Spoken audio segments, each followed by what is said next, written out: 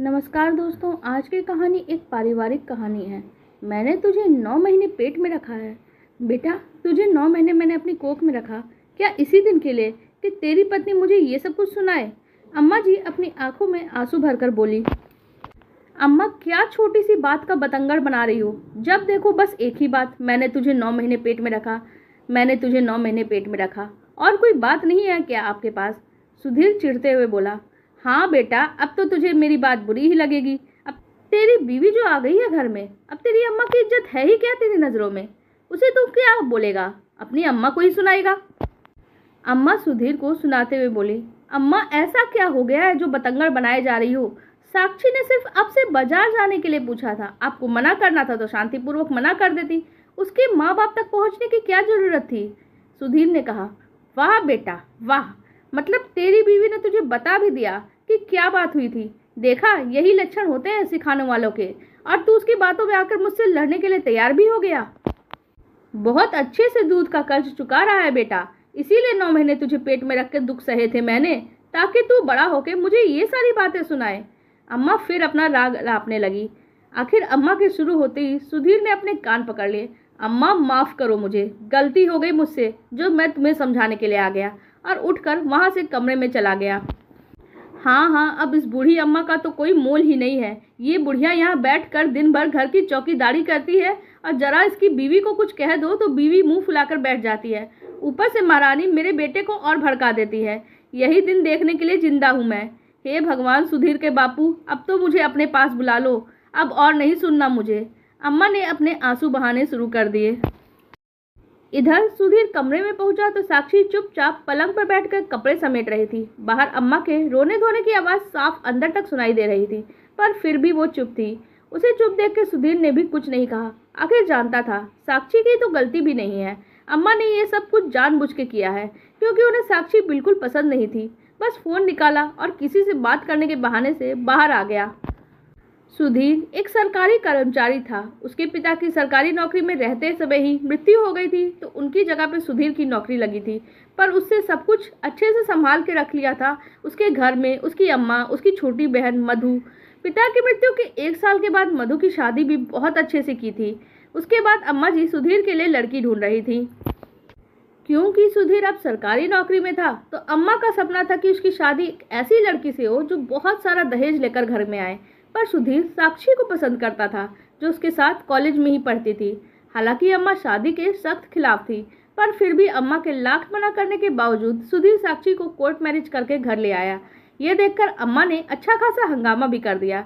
पर जब सुधीर ने साक्षी के साथ अलग घर बसाने की बात कह दी, तो अपने आप को शांत करना ही पड़ा, कहीं बेटा घर से ही ना चला जाए। पर अम्मा इस बात को पचा नहीं पा रही थी, इसलिए आए दिन घर में किसी न किसी बात को लेकर कलेश कर देती थी।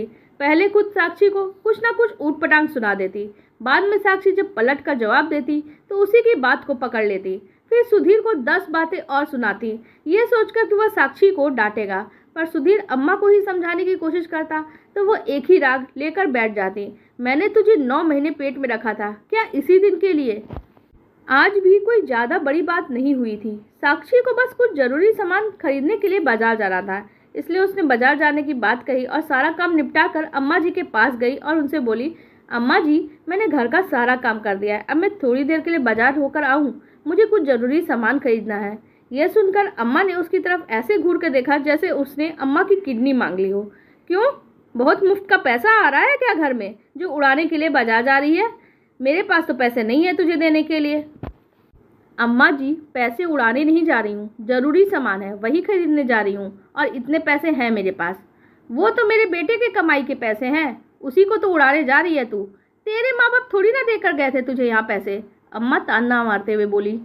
अम्मा जी, मेरे माँ बाप पैसे क्यों देंगे? आपके घर में रहती हूँ, आपके घर का काम करती हूँ, तो मेरी ज़रूरत का सामान के पैसे आप ही लोग देंगे, साक्षी ने पलट कर कहा।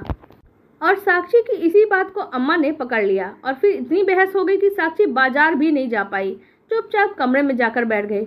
इधर जब सुधीर घर आया तो अम्मा ने उससे भी बहस कर ली। खैर, थोड़ी देर बाद बेटी मधु घर आई। उसे देख के अम्मा बड़ी खुश हो गई, पर मधु तो मुंह फुलाकर सीधे अंदर आई थी और आते ही अम्मा जी के पास आकर बैठ गई। अरे क्या हो गया है तुझे? ना कोई प्रणाम ना कुछ और, मुंह फुलाकर आकर बैठ गई। क्या ससुराल वालों से लड़कर आई है? अम्मा कह देती हूँ, मैं उस घर में वापस नहीं जाऊंगी, मधु ने कहा। सुनकर अम्मा के दिल की धड़कन ही बढ़ गई। अरे क्या हो गया? ऐसी क्या बात हो गई जो वापस अपने ससुराल ही नहीं जाना चाहती? अरे इन सासुओं का तो कुछ हो ही नहीं सकता अम्मा। बेटे की शादी में तो खूब ठुमक ठुमक कर नाचती हैं, लेकिन जब बहू घर में आती है तो उसे उंगलियों पे नचाती हैं। चाहती हैं बेटा हमेशा माँ के पल्लू से बंधा रहे और उसकी बीवी को हमेशा डांटते रहे। अगर बेटा बीवी के पक्ष में थोड़ा सा भी बोल दे तो भगवान जाने क्या क्या राग अलापती हैं। तुझे मैंने 9 महीने पेट में रखा, तू दूध का कर्ज नहीं चुका रहा। अरे घर की शांति की तो ये लोग खुद ही दुश्मन बन जाती हैं। बताओ ऐसे घर में बहुएं रहेंगी क्या? ऐसे लोगों को तो अकेले कर देना चाहिए। ये सब सुनकर एक बार अम्मा भी झेप गई। फिर आखिर वो भी तो यही करती हैं। फिर धीरे से बोली, बेटा वो तेरी सास को लगता होगा कहीं बेटे बहू को लेकर अलग हो गए तो। बेटा उन्हें डर लगता होगा, अकेलेपन का डर। इसका मतलब ये नहीं कि तू ससुराल से यहाँ पे आ जाए। ये सुनकर मधु ने अम्मा की तरफ देखा और कहा, अच्छा अम्मा, तो तुम भी इसीलिए ये सब कुछ करती हो? ये सुनकर अम्मा के चेहरे के भाव बदल गए।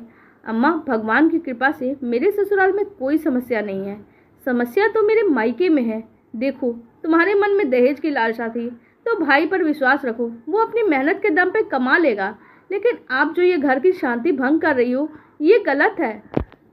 अरे ले देकर 3 ही लोग तो हो आप घर में, उसमें भी आपको शांति रास नहीं आ रही।